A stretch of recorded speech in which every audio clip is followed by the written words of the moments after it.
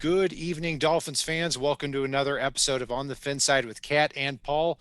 Follow us on Facebook, Twitter, all of our social media outlets, as well as the Fansided Network and FinFanatic.com. There is a new Miami Dolphin. His name is Jaylen Waddle, the wide receiver out of Alabama, selected 6th overall in the NFL draft. The top 5 picks went pretty much like we expected, Paul. 3 quarterbacks at the top. uh, Trevor Lawrence, Zach Wilson, Trey Lance, and then 4th with Kyle Pitts and 5th with Jamar Chase. The Dolphins could not find a trade down partner. If they wanted to trade down, they settled on Jaylen Waddle. And this is one of, not only one of the fastest player in the NFL draft, and they get an elite playmaker here at the wide receiver position. Yeah, I mean, you want to talk about speed. There's video that came out of him racing his former teammate Henry Ruggs that went to the Raiders last year. And I would have to go to a photo finish there to see who won. And Ruggs ran a 4.27 last year. So that is definitely an interesting factor here. The familiarity with Tua, the fact that, I was on the presser with him while we were on the air. And the fact that he just loves the game, loves to play. When he got asked about wanting to jump into the national championship game, and the press basically asked him, like, were you trying to prove something? Were you trying to prove something to coaches? Were you trying to improve your draft stock? And his answer was the perfect answer. It was, I just love to play football, and I wanted to be out there. I wanted to be out there with my teammates. I didn't want to let them down. I wanted to be there for them. And that's huge. I mean, that's something that screams Brian Flores. It screams Chris Greer. They want leaders. And he's already talking about the fact that he and Tua love to push each other to be better. And that's a big thing for the team that's shown that they are fully invested in Tua Tagovailoa for the 2021 season. This was certainly a Tua pick because it's a player that can separate very, very easily and potentially take a 5-yard gain and turn it into a 70-yard gain. And he also can get very vertical on routes too.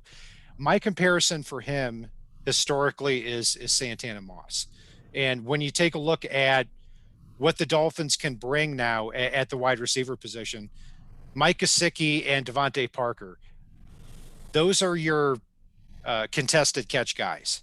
And Will Fuller, who can easily get over the top, and we saw that last year with the Texans, and Jaylen Waddle. Now you've got a lot of diversity, 4 deep in your wide receiver core.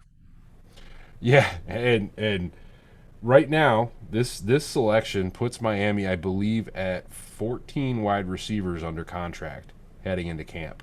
And they may not be done, depending on how things fall. I mean, it's Miami went heavy on the Jaylens today, and there's another Jaylen at the wide receiver position that I absolutely love in this draft in Jalen Darden.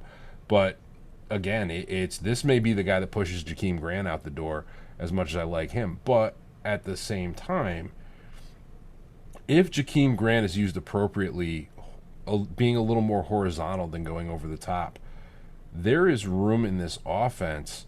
And I hate to say it, but it would be kind of exciting having Jakeem Grant, Will Fuller, and Jaylen Waddle on the field at the same time.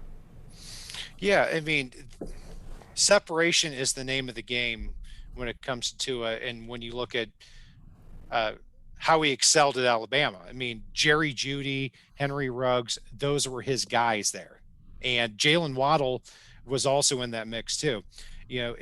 If Waddle had played a full season at Alabama last year and not gotten hurt after the first 4 games, we would be possibly talking about him as a Heisman Trophy winner because he had more receiving yards on the year than Devontae Smith, who was taken 10th overall in this draft. So, yeah, it's definitely a good weapon. But my question back to you on this is, do you think the Dolphins should have stayed at 3 and taken either Kyle Pitts or Jamar Chase if you had the choice? I would have liked that but I like what they added, and they still got a top end of the draft player in Jaylen Waddle, who has the familiarity with Tua, who can get that separation. And there's no better yards after the catch receiver in the draft. The biggest thing to me here is because you missed out on Kyle Pitts, you need to really push the envelope to get Gesicki extended.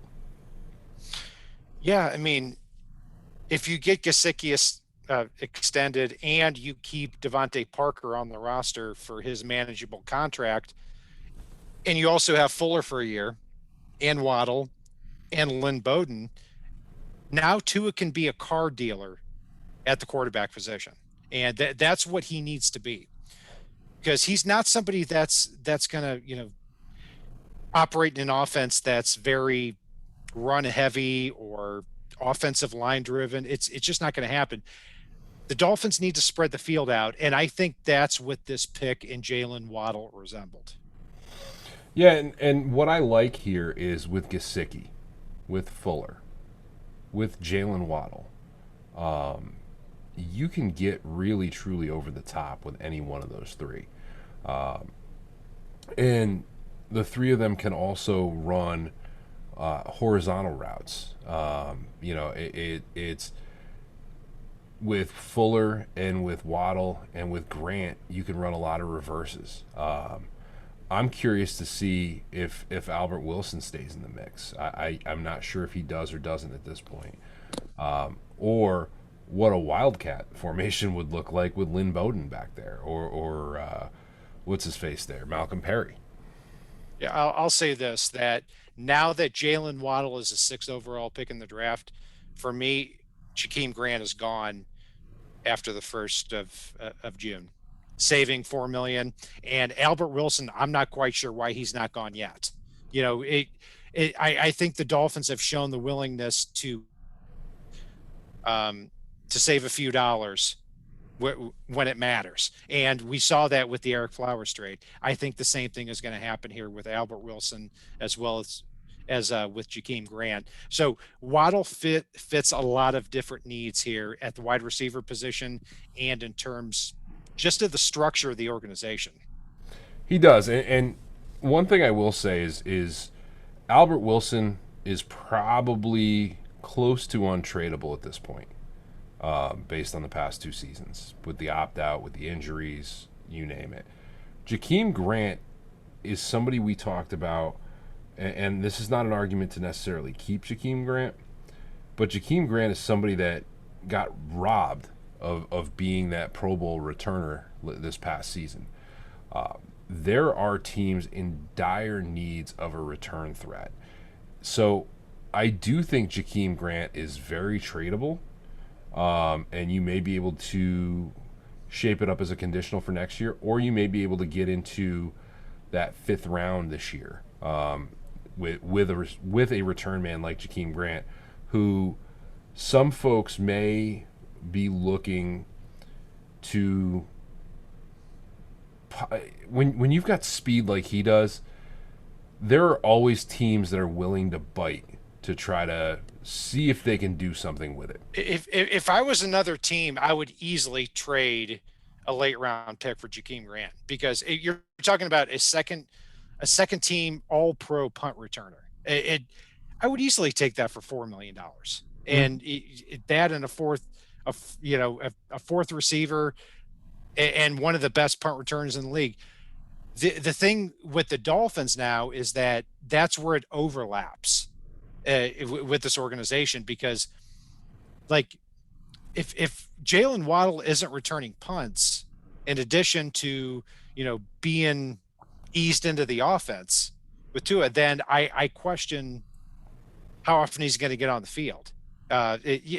He'll get on the field a lot because he's the number 6 overall pick, but I see him immediately returning punts too.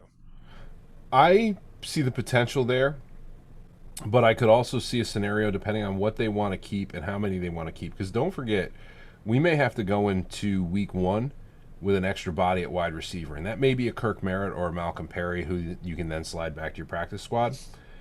But Will Fuller will not be on the field in week 1. That leaves you with truly Devontae Parker, and I know I keep glossing over this, but yeah, Preston Williams typically will play in week one, but I still don't see a spot for him this year. Yeah. There are a lot of wide receivers with, you know, things up in the air right now. There's no doubt about that. Looking at the pick here, you and I both had Jaylen Waddle on our Dolphins board at number 6 overall. The Dolphins took him number 6 overall. They also traded down from 3 to 6 to take him. They got a third rounder in 2022 and a first rounder in 2023. So, given that, what would you grade the Jaylen Waddle pick here? I would give this. I'd give it an A minus for now, but it's one that could absolutely turn into a home run. This is a pick that could turn into an A plus, especially given the long term potential and the fact that he is the fastest wide receiver in the draft, and he has probably the best yards after the catch ability in this draft.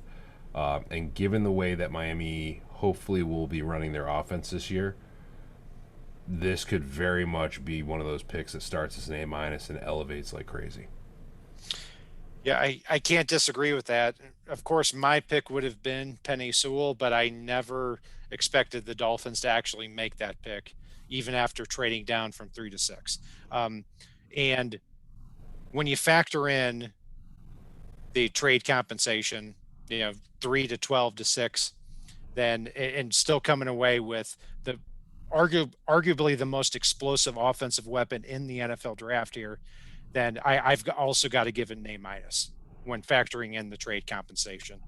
And that's going to do it for our breakdown of Jaylen Waddle, the wide receiver out of Alabama, picked 6th overall by the Miami Dolphins. You can follow Paul and I on Facebook, Twitter, Spreaker, iTunes, YouTube, and the rest of our social media outlets. Follow us as well on the FanSide network, as well as finfanatic.com.